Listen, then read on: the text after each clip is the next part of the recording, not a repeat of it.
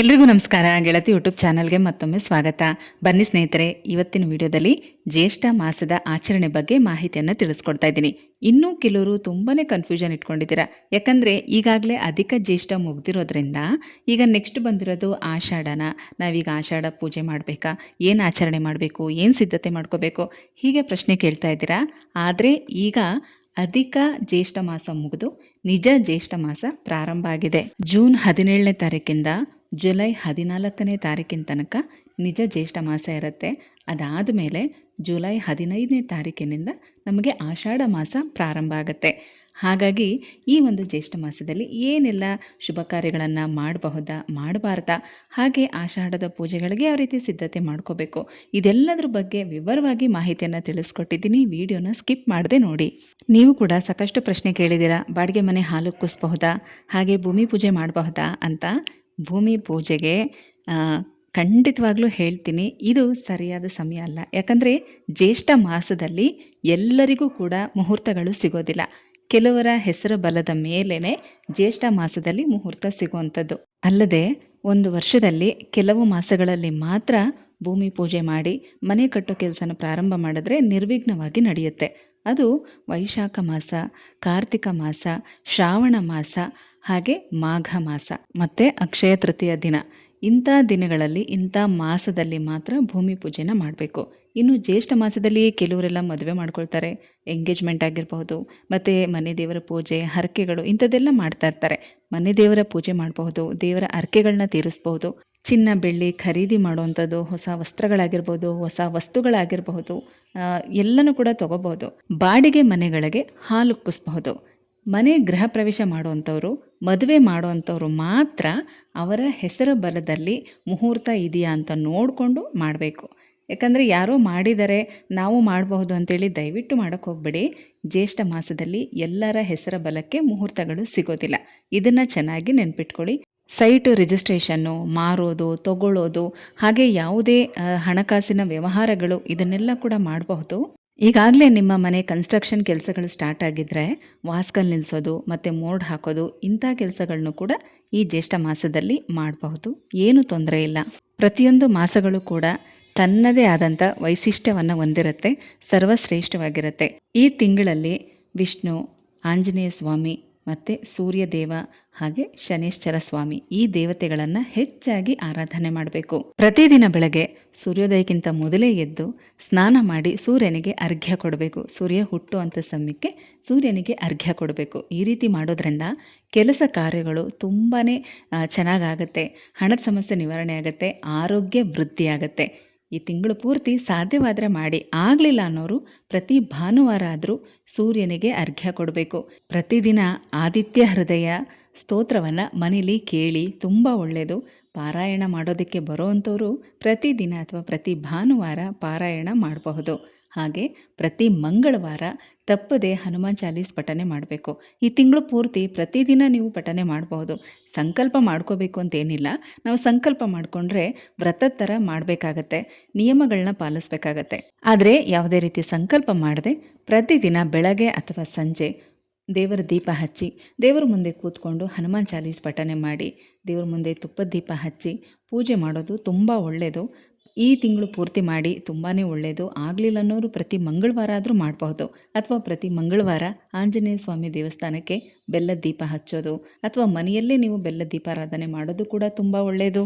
ಆಂಜನೇಯ ಸ್ವಾಮಿ ದೇವಸ್ಥಾನಕ್ಕೆ ಕೇಸರಿ ಅಂದರೆ ಸಿಂಧೂರ, ಅಥವಾ ವಿಳ್ಯದೆಲೆ ಹಾರ, ಅಥವಾ ತುಳಸಿ ಮಾಲೆ, ಮಲ್ಲಿಗೆ ಹೂವು ಇದನ್ನು ನೀವು ಹೋದಾಗ ತೊಗೊಂಡು ಹೋಗಿ ಕೊಡಿ. ನೀವು ಈ ತಿಂಗಳಲ್ಲಿ ಒಂದು ಸಲ ಆದ್ರೂ ಇದನ್ನು ತೊಗೊಂಡು ಹೋಗಿ ಕೊಡ್ಬೋದು. ನಿಮ್ಮ ಕಾರ್ಯ ಸಾಧನೆಗಾಗಿ ಎಂಥದ್ದೇ ಕಷ್ಟಕರವಾದ ಕೆಲಸ ಇದ್ದರೂ ಕೂಡ ಅದು ಸಿದ್ಧಿಯಾಗತ್ತೆ.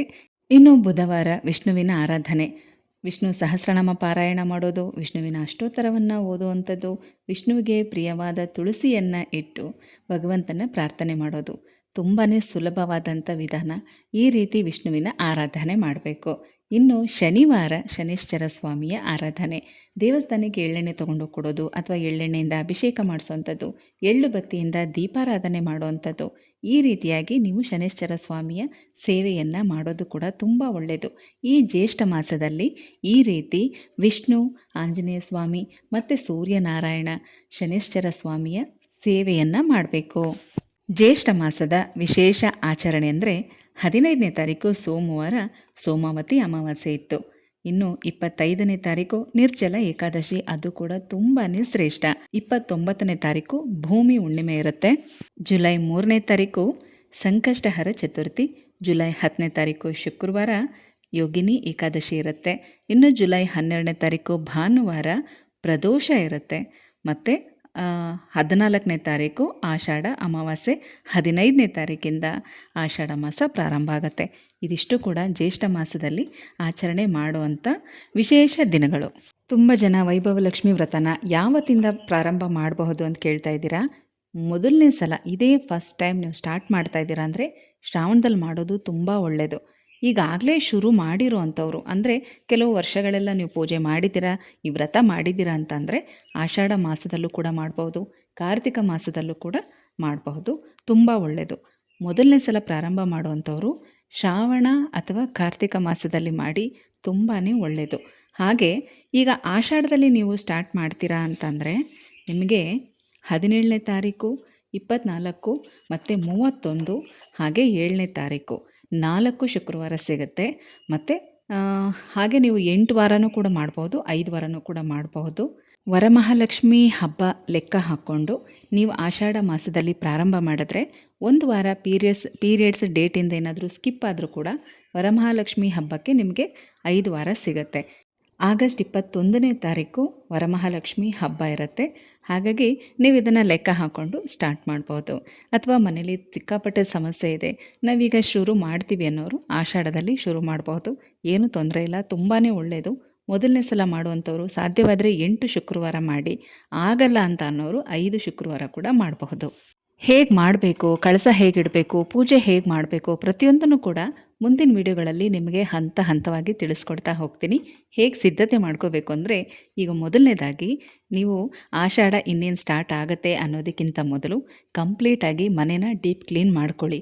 ಆ ನಂತರ ವ್ರತ ಮುಗಿಯೋ ತನಕ ಮನೆಯಲ್ಲಿ ನಾನ್ ವೆಜ್ ಮಾಡಬಾರ್ದು. ಆದರೆ ಕೆಲವು ಮನೆಗಳಲ್ಲಿ ಅಡ್ಜಸ್ಟ್ ಮಾಡ್ಕೊಳ್ಳೋದಿಲ್ಲ, ಹಾಗಾಗಿ ಏನಾದರೂ ಮನೆಯವರು ಕೇಳಲ್ಲ ಅನ್ನೋದಾದರೆ ಶುಕ್ರವಾರ ದಿನ ಬಿಟ್ಟು ಬೇರೆ ದಿನ ಮನೆಯವ್ರಿಗೆ ಮಾಡಿಕೊಡಿ. ಆದರೆ ಯಾರು ಈ ವೈಭವಲಕ್ಷ್ಮಿ ವ್ರತ ಮಾಡ್ತಿರೋ ಅಂಥವ್ರು ಮಾತ್ರ ನಿಮ್ಮ ವ್ರತ ಮುಗಿಯೋ ತನಕ ತಿನ್ನೋ ಹಾಗಿಲ್ಲ, ನಾನ್ ವೆಜ್ಜು ತಿನ್ನೋ ಹಾಗಿಲ್ಲ, ಮೊಟ್ಟೆ ಕೂಡ ತಿನ್ನೋ ಹಾಗಿಲ್ಲ. ಇದನ್ನು ನೆನ್ಪಿಟ್ಕೊಳ್ಳಿ. ಮತ್ತು ಆ ಒಂದು ದಿನ ಬ್ರಹ್ಮಚರ್ಯ ಕೂಡ ಪಾಲಿಸಬೇಕು. ಹಾಗೆಯೇ ಪೂಜೆಗೆ ಏನೇನೆಲ್ಲ ಸಾಮಗ್ರಿ ಬೇಕು ಅದನ್ನು ಕೂಡ ಮುಂಚಿತವಾಗಿ ತಂದಿಟ್ಕೊಳ್ಳಿ. ಮತ್ತು ತುಪ್ಪದ ಬತ್ತಿ, ಅಕ್ಷತೆ ಇದನ್ನೆಲ್ಲ ಮನೆಯಲ್ಲಿ ರೆಡಿ ಮಾಡಿಟ್ಕೊಳ್ಳಿ. ಇನ್ನು ಹೆಣ್ಮಕ್ಳಿಗೆ ನೀವು ತಾಂಬೂಲ ಕೊಡೋದಾದರೆ ಎಷ್ಟು ಜನ ಕೊಡಬೇಕು ಅಂತ ನೀವು ಲೆಕ್ಕ ಹಾಕ್ಕೊಂಡಿರ್ತೀರೋ ಅದಕ್ಕೆ ಬೇಕಾಗಿರುವಂಥ ವಸ್ತುಗಳನ್ನೂ ಕೂಡ ಮುಂಚಿತವಾಗಿ ತಂದಿಟ್ಕೊಳ್ಳಿ. ಯಾವಾಗಲೂ ಅಷ್ಟೇ, ತುಂಬ ಗಡಿಬಿಡಿ ಮಾಡ್ಕೋಬೇಡಿ, ಸ್ವಲ್ಪ ಬೇಗನೆ ತಯಾರಿ ಮಾಡ್ಕೊಳ್ಳಿ. ನಿರ್ಮಲ ಮನಸ್ಸಿನಿಂದ ಶ್ರದ್ಧೆ ಭಕ್ತಿಯಿಂದ ಈ ಒಂದು ವ್ರತನ ಮಾಡಿ. ಯಾರೆಲ್ಲ ವೈಭವಲಕ್ಷ್ಮಿ ವ್ರತ ಮಾಡಿದಾರೋ ನಿಧಾನ ಆದರೂ ಪರವಾಗಿಲ್ಲ, ಆದರೆ ಪ್ರತಿಯೊಬ್ಬರಿಗೂ ಕೂಡ ಅವ್ರು ಅಂದುಕೊಂಡಿದ್ದು ಎಲ್ಲನೂ ಸಿಕ್ಕಿದೆ. ಹಾಗಾಗಿ ತುಂಬಾ ಶ್ರೇಷ್ಠವಾದಂಥ ವ್ರತ ಅಂತಲೇ ಹೇಳ್ತೀನಿ. ನಾನು ಸುಮಾರು 15-16 ವರ್ಷದಿಂದನೂ ಮಾಡ್ತಾನೇ ಇದ್ದೀನಿ. ಇಷ್ಟೇ ವರ್ಷ ಮಾಡ್ತೀನಿ ಅಂತ ನಾನು ಸಂಕಲ್ಪ ಮಾಡ್ಕೊಂಡಿಲ್ಲ. ಆ ತಾಯಿ ಎಲ್ಲಿ ತನಕ ನನ್ನಿಂದ ಸೇವೆ ಸ್ವೀಕರಿಸ್ತಾರೋ ಅಲ್ಲಿ ತನಕ ಮಾಡಬೇಕು ಅನ್ನೋದೇ ನನ್ನ ಆಸೆ. ಜ್ಯೇಷ್ಠ ಮಾಸದ ಆಚರಣೆ ಬಗ್ಗೆ ಮಾಹಿತಿಯನ್ನು ತಿಳ್ಕೊಂಡ್ರಿ. ನೀವು ಏನು ಮಾಡಲಿಲ್ಲ ಅಂದ್ರೂ ಈ ತಿಂಗಳು ಪೂರ್ತಿ ಹನುಮಾನ್ ಚಾಲೀಸ್ ಓದಿ, ಪ್ರತಿ ಶನಿವಾರ ಶನೇಶ್ವರ ಸ್ವಾಮಿ ದೇವಸ್ಥಾನಕ್ಕೆ ಹೋಗಿ ಬನ್ನಿ, ಎಳ್ಳುಬತ್ತಿ ದೀಪ ಹಚ್ಚೋದು, ಎಳ್ಳೆಣ್ಣೆ ದಾನ ಕೊಡುವಂಥದ್ದು, ಈ ರೀತಿ ಮಾಡಿ ಖಂಡಿತವಾಗ್ಲೂ ಆ ಭಗವಂತನ ಆಶೀರ್ವಾದದಿಂದ ನಿಮ್ಮ ಸಮಸ್ಯೆಗಳೆಲ್ಲ ದೂರ ಆಗುತ್ತೆ. ಮತ್ತೆ ಸಿಗ್ತೀನಿ, ಹೋಗಿ ಬರಲಾ?